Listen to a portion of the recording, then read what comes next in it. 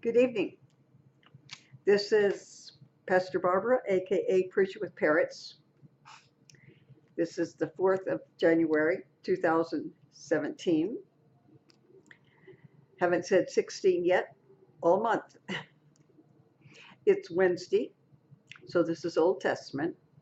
We've had a Bible study live, and I have so many things on my desk and around, and the Bible that I'm using tonight is so big and so heavy, and I dropped part of it on the keyboard of the computer I was using to record, and things just are not working. So we're doing this separately, having already done it with the group. We're in the 38th chapter. We went from 35, 36, and 37 earlier this evening, and we're going to do chapter 38. I don't think it'll take us very long, but we have a very sensitive topic.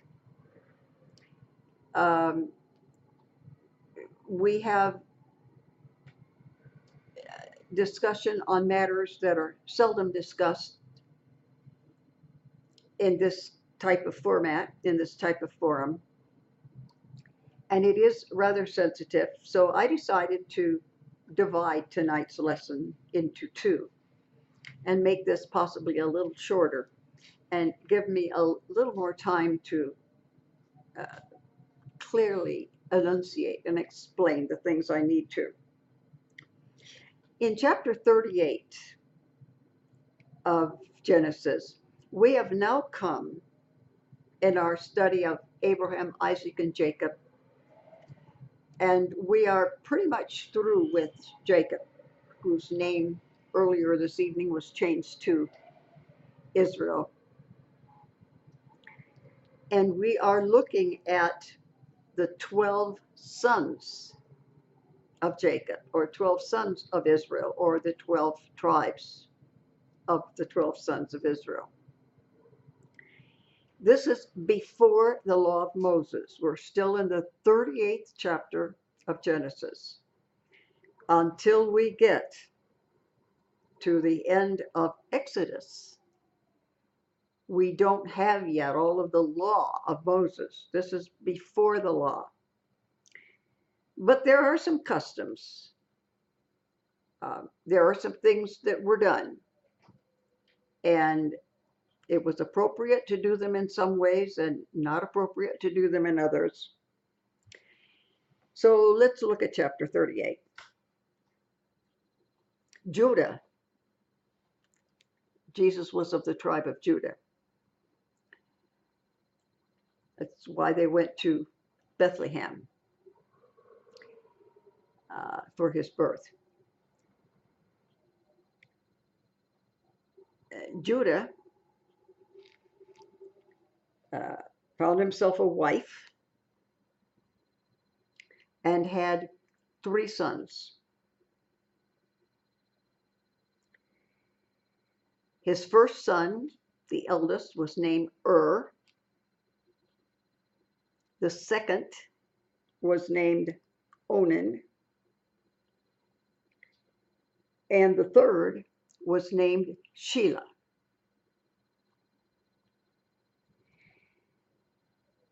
That takes us through the first 5 verses of chapter 38.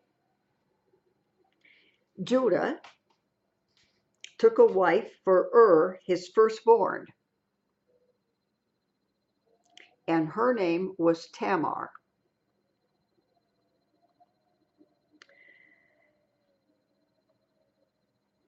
Judah's firstborn,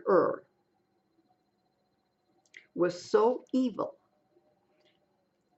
King James Version, and I'm using this version particularly because I think the antiquity of the language in the King James Version, or the Reina Valera in Spanish, which I used the first 7 years that I was an evangelist exclusively.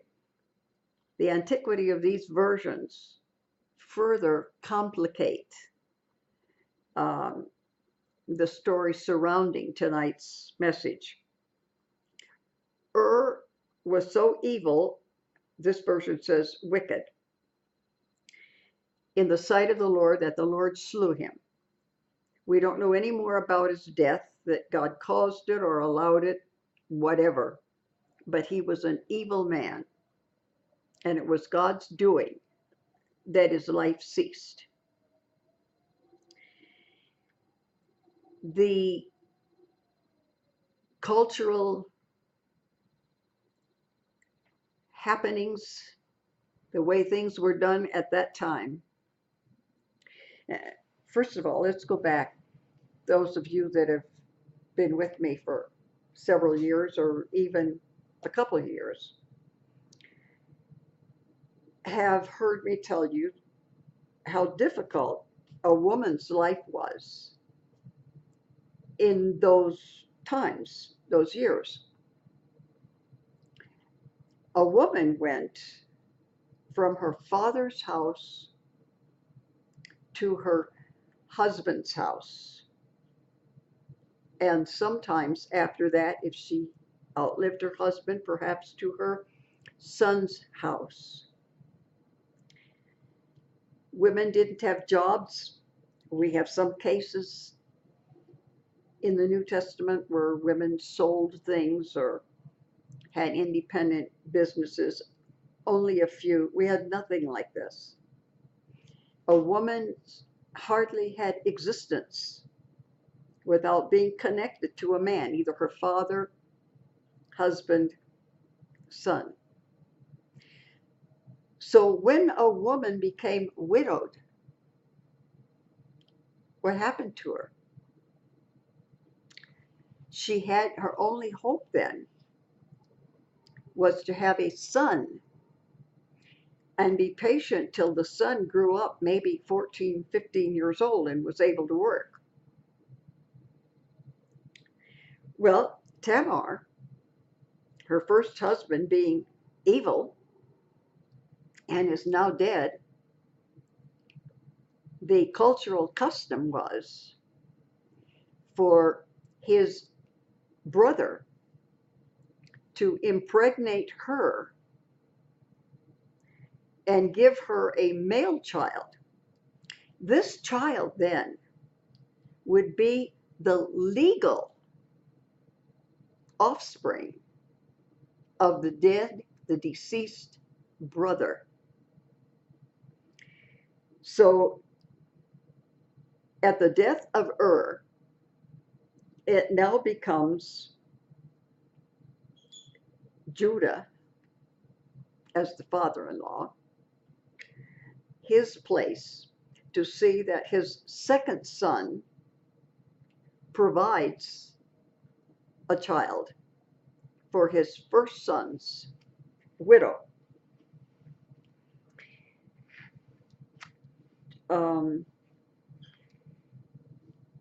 Verse 8, Judah said to Onan, go into your brother's wife.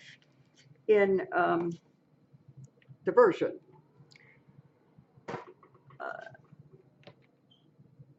Christian Standard Bible by Holman, that I was using for chapters 35, 36, and 37, says, sleep with her. Well, that's, in my opinion, not a satisfactory explanation either, because they're not talking about turning the lights out after a hard day's work and going to sleep.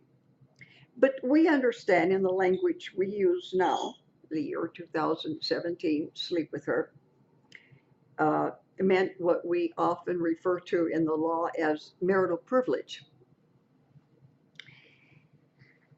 So her stepfather, or I'm sorry, her father-in-law tells her deceased husband's second son, you're to have marital relations with her. That will give her a child, a male child, who will then take care of her. She may have to wait a few years till he grows up, but that's what was done. Verse 9, Onan is thinking about this. He realizes he is going to be the biological father of a little boy, but not the legal father. A little boy will be born and be alive and be going to visit his grandma and all of those things. And that little boy will not be his. And he says to himself, I can't handle it. Now, he is already in the act when he says, can't handle this, and he stops. One of the reasons that this is a difficult concept to teach is the lack of sufficient language to explain what's happening here. When I was a young evangelist, I was about 22, when Sister Rosa and I started traveling around. We had one district that covered over 40 of the 50 states, about 45. And revivals were 2 and 3 weeks long. We had church every night except Saturday. And for some reason, it was a custom for me, one night a week, to take questions. These were written out. They were never, nobody stood up or raised their hand, but they were written out, put in the offering plate or something, and then given to me the day before or the day of the time I was going to take a few minutes out of the service to answer questions. A lot of times these questions were asked by pastors. They wanted to know another minister's take on something or whatever. Frequently, we never knew who was asking a question, but this was a common question. Is masturbation a sin? Many people believed that what they're talking about here is masturbation. This was in the early 50s. And I started getting, besides, is watching television a sin? Is masturbation a sin? And I thought, where are these people getting this? What's the problem? I went to the dictionary and I saw that what we refer to as onanism was being mistranslated and misspoken, and the word masturbation was being used. Before I started this tonight, I Googled it. Now, when I was an evangelist, we didn't even have typewriters that had electric cords running out of them, let alone television and internet and Google. That's been, I think, 60, if this is 17, it's been about 63 years. Things have not changed. I brought up Google. I'm looking on another computer. Onanism. 2 options. Masturbation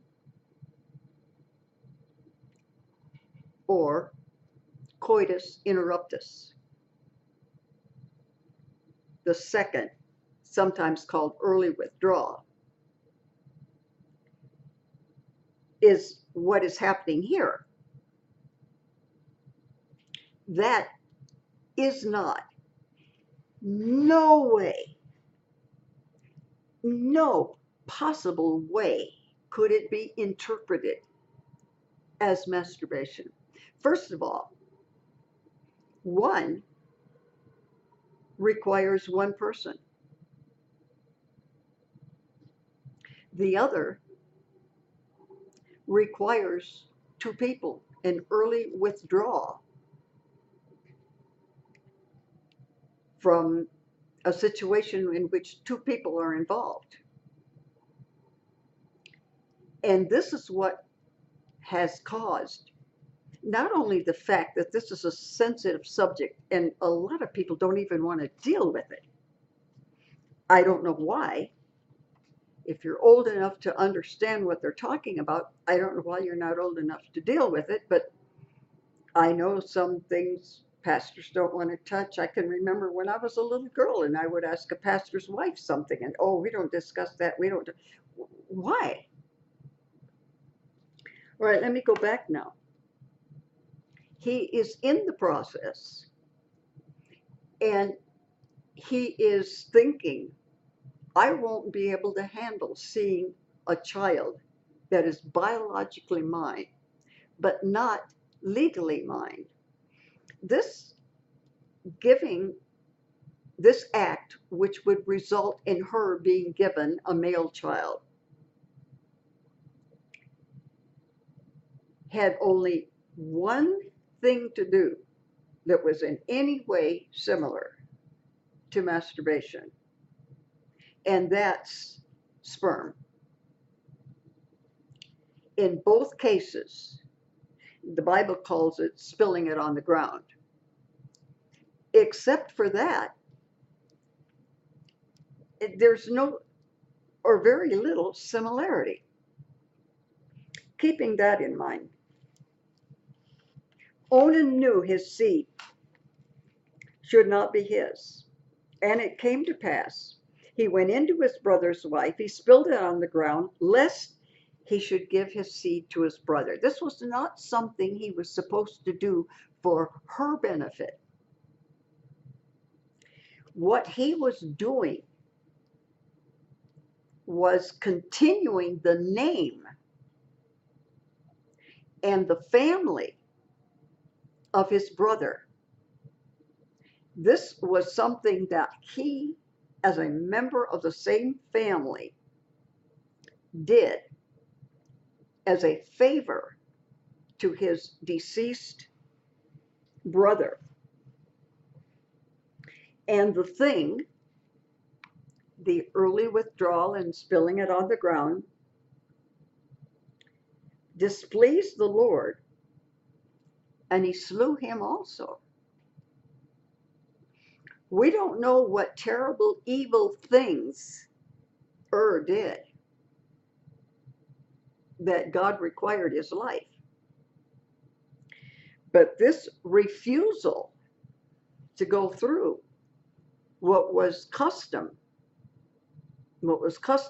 at that time was displeasing enough to God that God took his life also for that reason. Now, Judah, the father-in-law to the woman involved, Tamar,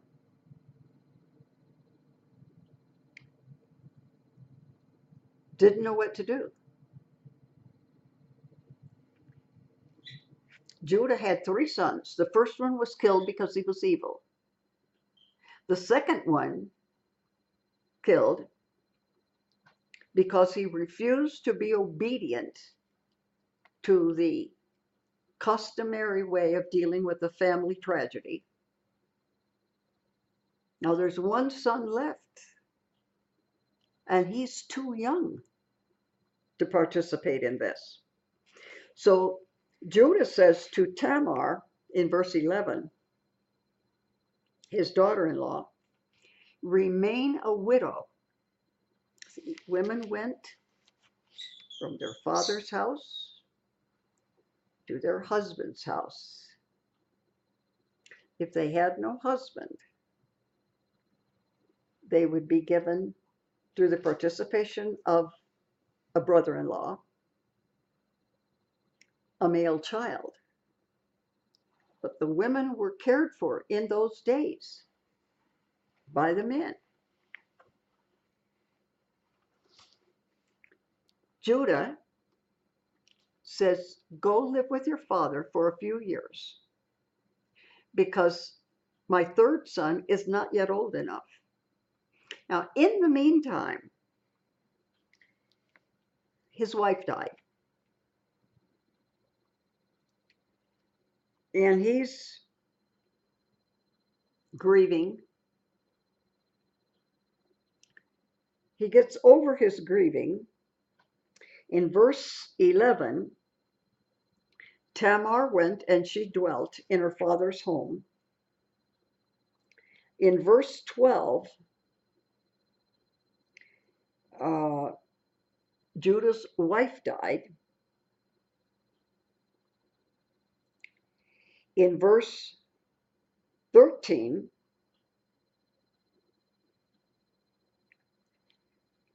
Tamar notices that her father-in-law is not paying attention to, perhaps with reason, to his duty as a father-in-law, probably for fear he's lost his first son because he was evil. He lost his second son for not participating in this plan. And now his third son, he's not really anxious to get him involved and perhaps lose him also. And so what does he do? He does nothing. In the meantime, Tamar says, if he's not going to do his duty, I'm going to have to become involved. Now, I just happened to notice I was wearing black today. I can remember when I was young, some of the older people from the old country, as we used to say, would wear black for a year following the death of a family member. She took off her widow's clothing, the clothing that she would wear, and people would look at her and say, that's a widow. That is a woman whose husband has died. She took off her widow's clothing and she put on harlot's clothing. And follows her father-in-law to see, he's the only male that's left, since the younger one is not being encouraged to do his family duty. And they have a conversation. She said, how much will you pay me? And he says, what do you want? They arrange for his ring, bracelets, and a walking type stick. She put off her widow's garments and covered herself with a veil and wrapped herself and sat in an open place like a prostitute would do.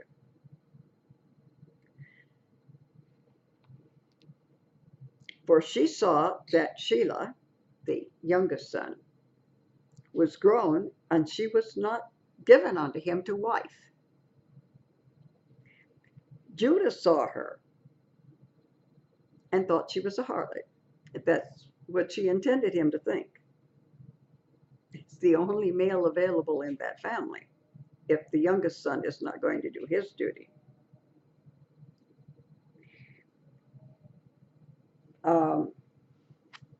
Let me take back what I just said. I spoke too early when I said what it was she wanted.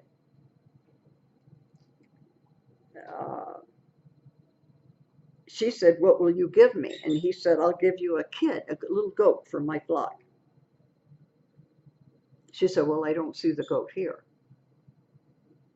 And he said, no. She said, well, in the meantime, that's when he said, I will give you a signet, bracelets, and the staff in his hand. And he gave it to her.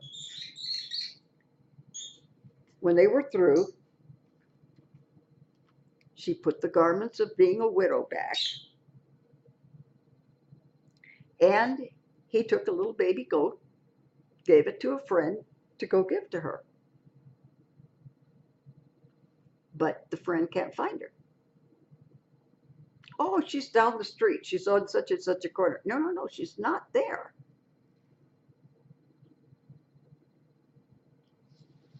Verse 22. The friend comes back to Judah and says, I can't find her.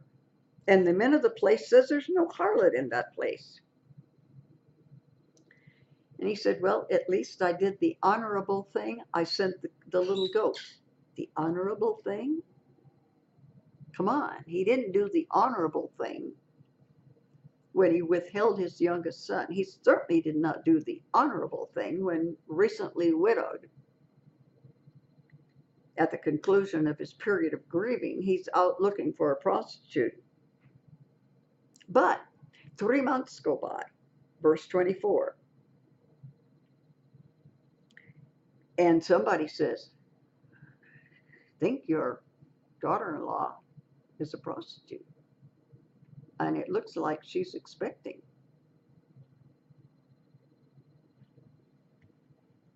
And he says, bring her forth. Get her out here.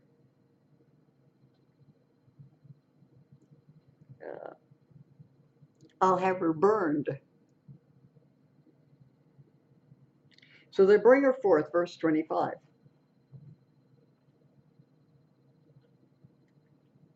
And she says to her father-in-law, I'm going to tell you who the father of my child is. She said, it's the man that owns these. And she takes out the ring, the bracelets, and the walking stick. And Judah says, she's more righteous than I am. I failed to give her my youngest son.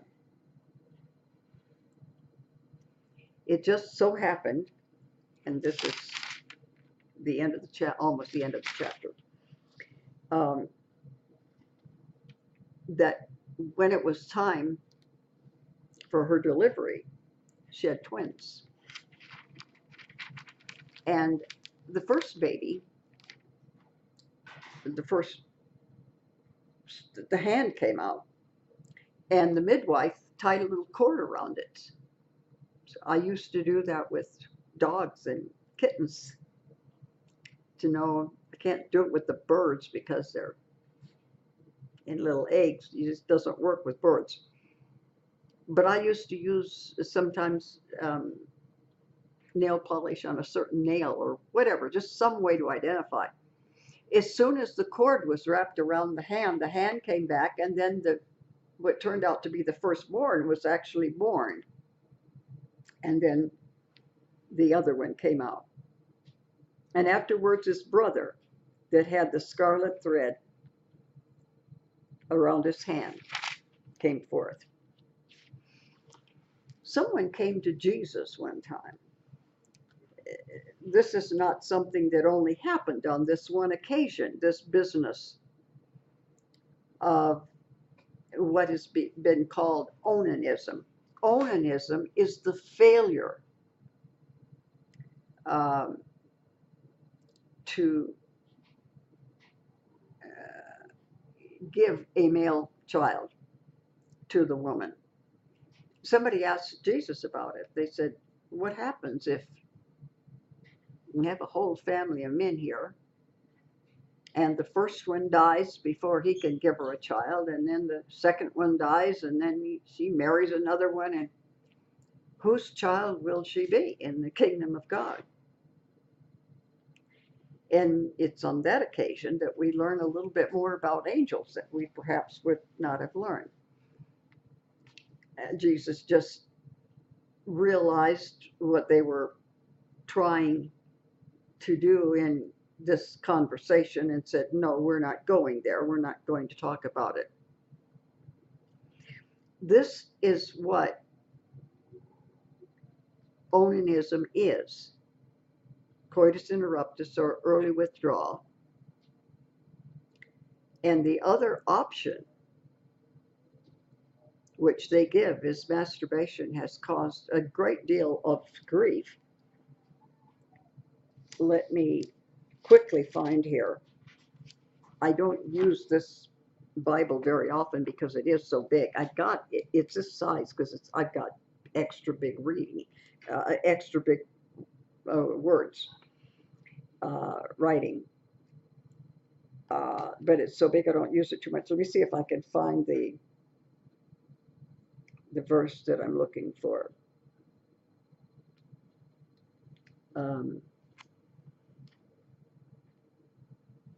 Judah said to Onan, go into your brother's wife and marry her, and raise up seed to thy brother. That's verse 8. That is what it's all about. I think the fact that for so many years we had versions of the Bible which were difficult to understand, that did not call a spade a spade. Add to that the fact that talking about things that are sexual is very sensitive. And so we don't have many people that will come right out and explain to you so that you can know what they're talking about. So we have a translation which is old, using language which we don't use anymore, about a subject which is very difficult to talk about, and on a subject that later says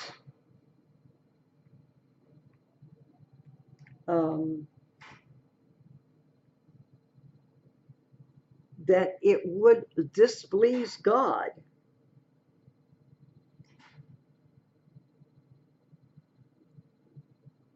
Judah's firstborn was wicked.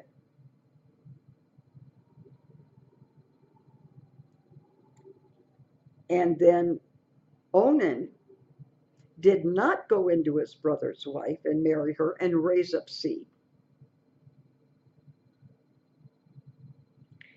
And that act of not raising up seed for his brother, verse 10, displeased the Lord so much that he was slain for it. This is pretty serious language and not something that people talk about. I think that my series on homosexuality is very good. And the reason I think mine is good is because I take the time in the first video to define words and tell you what each word we're using means. And although this is a much shorter subject and just one video, define what we're talking about so that we can take a very difficult subject to talk about and make it very clear. What is it exactly? and what isn't it. It's not a big deal. The only commonality in the two is the spilling of the seed on the ground. Masturbation only takes one person. It cannot be coitus interruptus also. There shouldn't be any difficulty in understanding that. And yet we're talking about something that God says is pretty serious. And so people have a right to want to know what the Bible's talking about it, and now we've discussed it. This will close this video, and until our next video, God bless.